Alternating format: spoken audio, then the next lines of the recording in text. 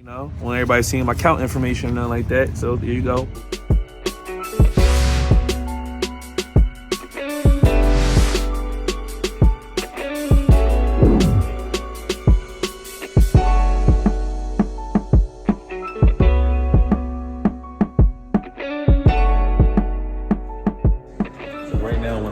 I'm getting a certified check because when you go to closing, you can't go to closing with cash. You got to come with a certified check or a money order, something that can easily be cleared.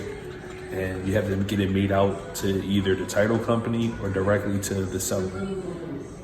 We just want to double check this. All right, $18,234.15. Yep, that's it. Be the Fox and Rothschild LLP. Yep, Aaron Clark, that's me. All right. Awesome. And I will put this in the envelope. Thank you. And it is all yours. I appreciate it. All right, so now we're about to go get some breakfast and we're gonna go to closing. So now what I'm about to do is I'm about to go and have a nice little champion breakfast so I get my mind right and everything. We're gonna head to closing, and then at closing, that's when my lawyer is gonna mediate the transaction between me and the seller. And yeah, it's gonna be that. So look, hit the check right here, 18,000. You know, when everybody's seeing my account information and nothing like that. So there you go, boom, boom, boom. And let's make this happen. Let's go close on this property.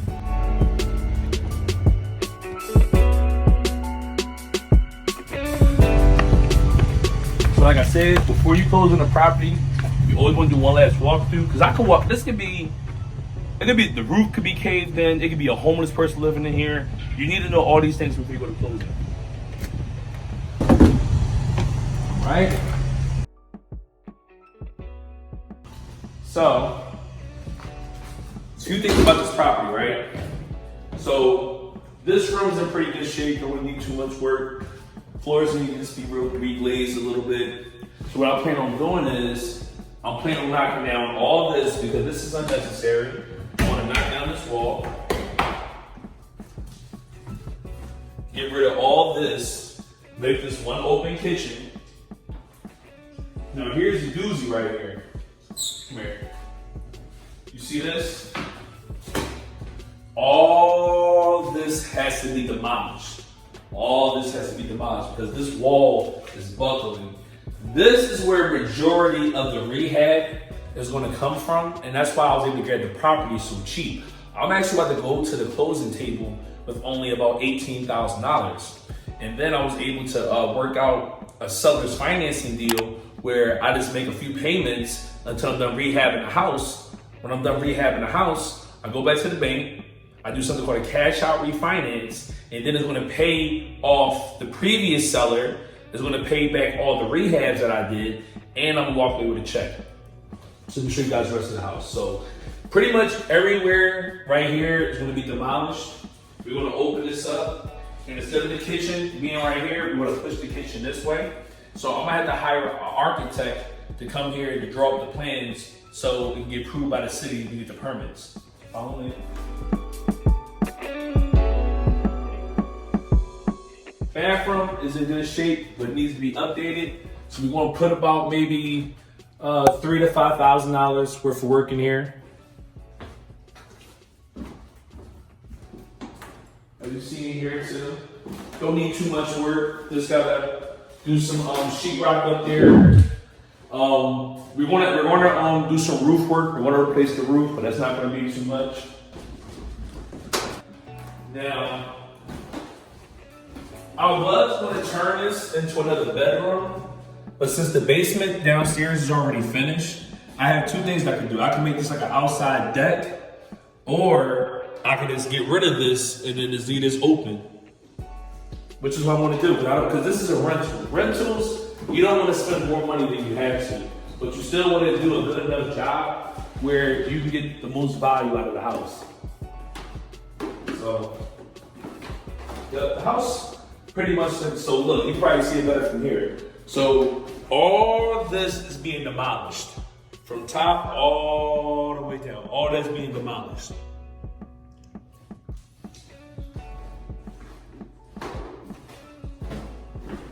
So as you can see, the house is safe. It's not dangerous to be in, but it's just not in a safe, livable condition. And I'm just gonna show you the basement really quick. So the basement has its own private entrance, so it could be a living space. So this door would, I believe, take you out to the front. Got this little room in here, it could be a laundry room.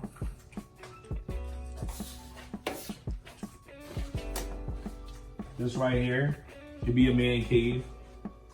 It can't be considered a bedroom because I believe because there's no windows in here. But I'm not exactly sure what the zoning is in Delaware. But usually I would only consider something a room if it has a window. But this is a good man cave, something for the kids to come down and play in. And in here is another bathroom. So all you gotta do is just lay some floors down, hook up the shower, and this can be considered a second bathroom. So this property, ideally, I'm going to rent it out for about, I would say anywhere between $1,100 to $1,300 a month once everything is done. But monthly out of my pocket, I'm only going to be spending about maybe $700 to $800 on a mortgage. So on the high side, I'm making $1,300. On the mortgage, $700, $800. So that leaves me about a $500 cash flow once all the taxes, everything's paid for. And since the house is going to be a brand new rehab, I'm not going to have to worry about fixing anything anytime soon. And that's why I'm going with a particular contracting company, because even though they're more expensive, I'd rather pay more now, not have to worry about issues later, than try to go the cheap route and nickel and dime and get my uncle and my cousin Boo Boo to come in and fix stuff. And then I had to get the same thing fixed 2 or 3 times. So guys, we're going to go close in less than an hour. So everything looks exactly the way I left it. So now it's ready to close. Don't ever, ever, ever, ever go to closing without doing one last walkthrough of the property, at least a few hours beforehand. You can even do it a day beforehand, but make sure it's as close to the closing date as possible, because you don't want squatters to come in here before closing. You don't want unforeseen issue to happen, you know, like little stuff like this. You don't want this to pop up after you close on the house, because you're gonna be like, whoa, I didn't know about this before I made the offer. But because you didn't do that last walkthrough, now you got to deal with the issue. Because it's like selling a car. Once you have that house, once you have that car, that's it. That's done. So guys, keep watching my videos. Make sure you subscribe to my YouTube channel. Make sure you join my private Facebook group so I can post more of my journey of buying these properties. All right, so we just left from doing the pre-closing inspection. Now I want to show my assistant that's with me today. I want to show her how it can quickly transform into Little Italy to the hood. So as you start going down here, right, you're going to start seeing the houses start to change. You're going to start seeing the houses look a little bit more cheaper. You're going to start seeing smaller homes. Homes are not as kept up as much. So these homes are still good. These homes are still good, but the closer we get to like 3rd Street and 2nd Street, that's where you're going to start seeing the transformation. So I'm going to tell you what to look for. You want to look for laundromats, Chinese stores, bodegas, corner little stores, like stuff that you typically don't see. You see you over there pissing? You over there pissing on the wall? You see that? Look at it. Over there pissing on the wall. So this is when you know you're getting closer to the hood, right?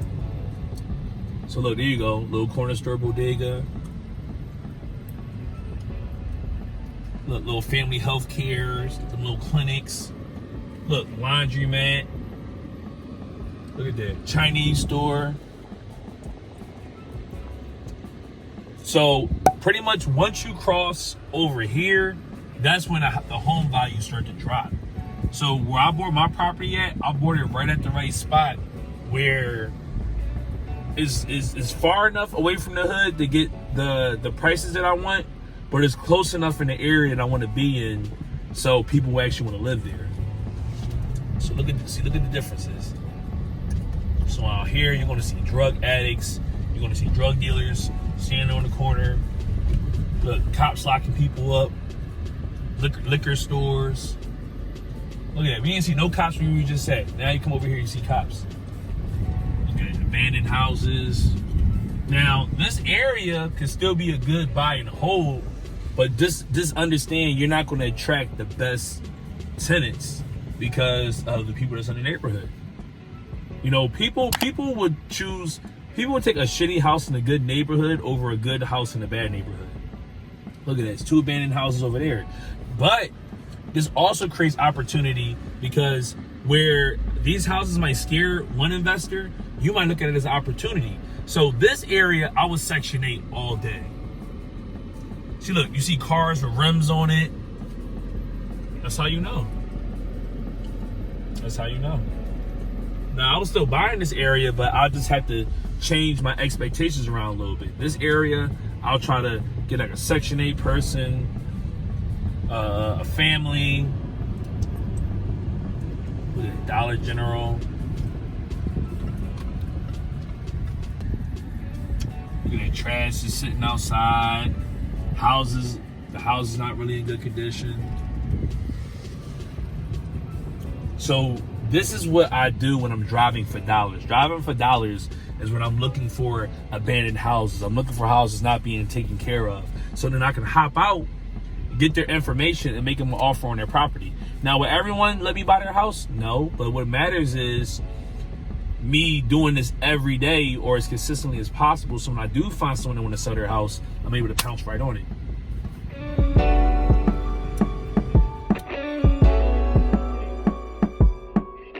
And you know, the bottom line number on the very first page for you really is this.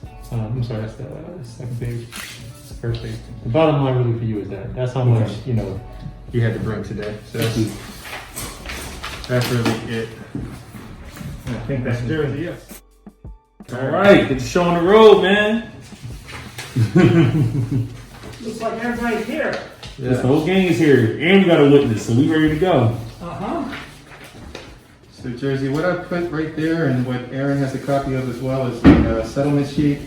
Nothing's changed. It's the same figures that were in the one that was circulated yesterday evening. You know, as I pointed out to Aaron, his bottom line is what his closing costs were, and obviously your bottom line is what you're getting today at settlement.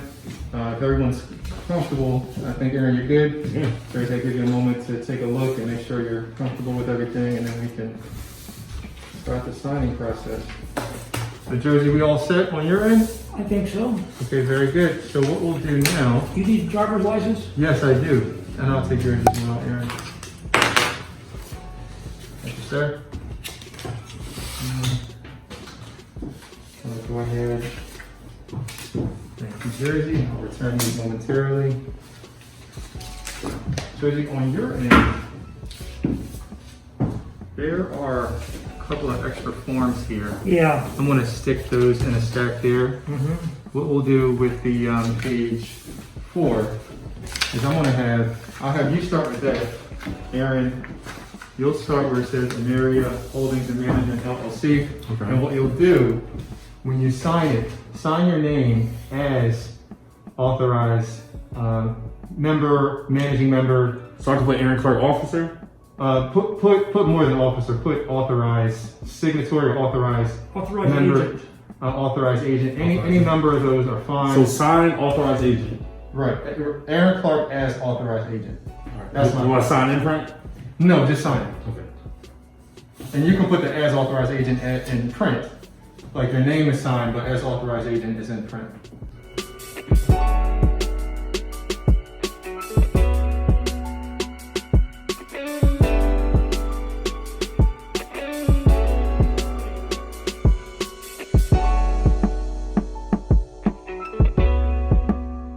Like this, I can't buy a property without that.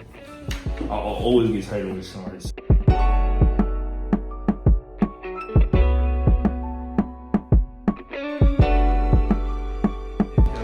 The last page is for the Alta statement, or the HUD rather, which everyone is signing. So I've signed, Aaron has signed, and everyone will get an original copy of these documents. In Jersey, this is a copy of the addendum. We signed it via DocuSign a couple of days ago. Yeah. It's just a, You just make it official. that's right. So when's the demo starting? We get the architect out there either next week or the week after. The architect will come out And I'll here, take that back. do the plans. We submit the plans to the city, we get the permit. Okay, so Yeah. within a month. Yeah, pretty much. The estimated time is about 120 days. Oh, the whole turnaround? Yeah. Okay, we're gonna hold you to that. Need you to sign here and sign here. This is the note.